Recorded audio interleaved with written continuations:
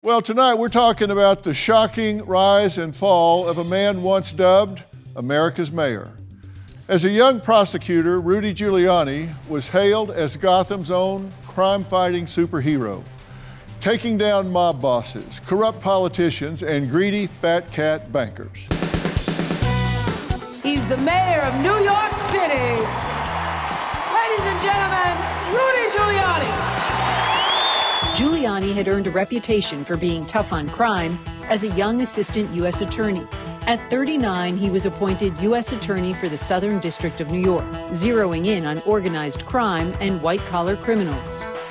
If you violate the law, whether it's insider trading or tax evasion or fraud or bribery, a so-called white-collar crime, the overwhelming general rule is that you go to prison. I, William Giuliani. After becoming mayor of New York City in 1993, Giuliani took credit for making Manhattan safe. Gotcha. God bless you, Rudy. Thank you, New York, for re-electing me to a job that I love so much. Well, after being elected mayor, Giuliani became the man who cleaned up New York City and led it through its darkest hour. No one will forget where they were when they heard that 2 airplanes had struck New York City's Twin Towers. It's a day the nation will never, ever forget. Let's go, guys. Let's go. Right here. Just stay right here. You okay? We were done. On September 11th, Rudy Giuliani showed himself as a true leader, comforting not only a frightened city, but a frightened nation. The city of New York in the United States of America is much stronger than any group of barbaric terrorists. Come with us. Come with us. That image, a mayor leading New Yorkers to safety, summed up everything he had worked for over 8 years. A powerful police force, a strong emergency management unit ready for action, all of it seemingly geared for this single moment. New York means a tremendous amount to all of us, and we have to work together to rebuild the city of New York and the World Trade Center to be even greater and more wonderful and more beautiful than it was before. Standing on the rubble of the fallen Twin Towers, Giuliani declared, "We will rebuild," becoming a beacon of hope and strength. But today, Rudy Giuliani faces mounting legal troubles and controversy. Tonight, in a primetime exclusive, I sit down with Rudy Giuliani to ask what happened to America's favorite mayor. Once lauded as a voice of leadership, America's mayor has become a punchline. Using his voice to spread conspiracies and lies about the 2020 election being stolen. I don't know what you need to wake you up. I can prove to you that he won Pennsylvania by 300,000 votes. I can prove to you that he won Michigan by probably 50,000 votes. As former President Donald Trump's personal attorney and mouthpiece. Let's have trial by combat. Prosecutors say he is a target of an ongoing criminal probe examining efforts to overturn the 2020 election. And more, Giuliani is suspended from practicing law in New York. The call for Joe Biden isn't what was it called by? Oh my goodness, all the networks.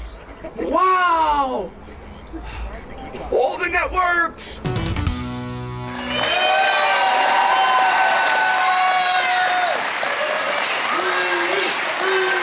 How are you, sir? Great pleasure. Good to meet you.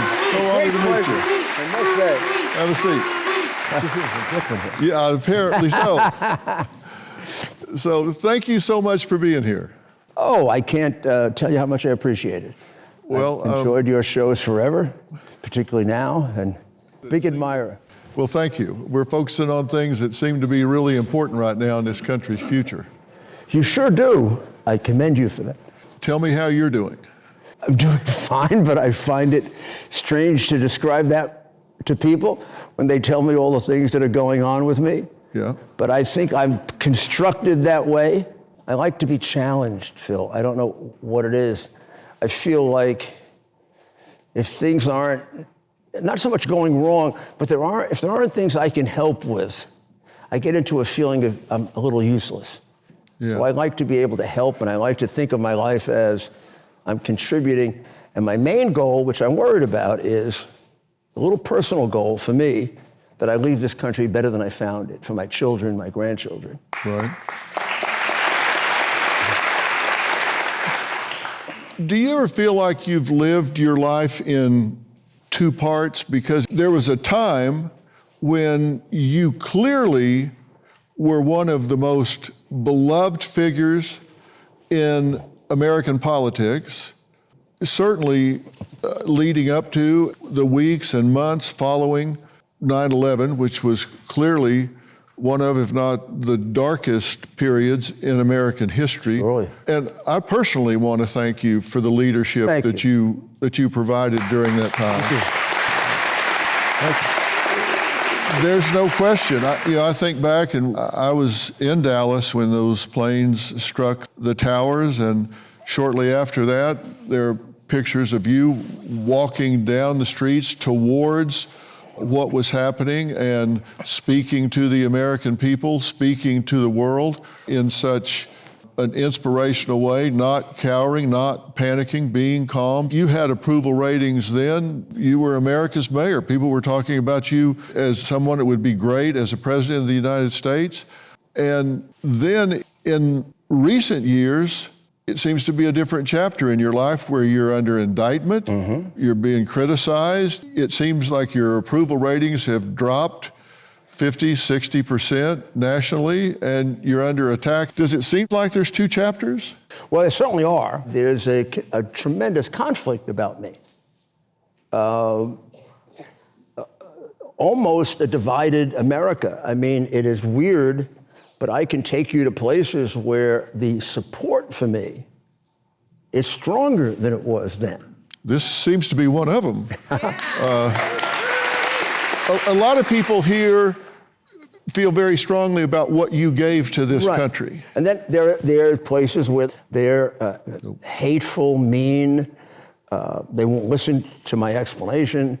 They personally feel, I think, and I'm speaking for them now, that I'm some kind of an enemy to the republic, to democracy, that I'm a liar, I'm a cheat, I'm all the things that for half my life I never was, and I put people in jail, for. Somehow I made this big change, I guess because of my attachment to Donald Trump. I think that's it. So it's a little hard. It's hard for the person to understand that when you're always, when you always view yourself as pretty much the same person. I've changed. I've learned things. I changed a lot between September 11 and after. I wouldn't deny that I'm a different person after September 11 than before. I think mostly for the good. Am I pretty much the same person, same values that I was when I was going after the mafia and Milken and Boesky and communists, and I put Nazi war criminals in jail. I was threatened with murder by the mafia. They voted in my favor. I won 3-2. To not kill you or kill you? No, not kill me. Oh, okay. People say to me, what's the most important election you won? I said, well, the mafia voted 3-2 not to kill me. That's good.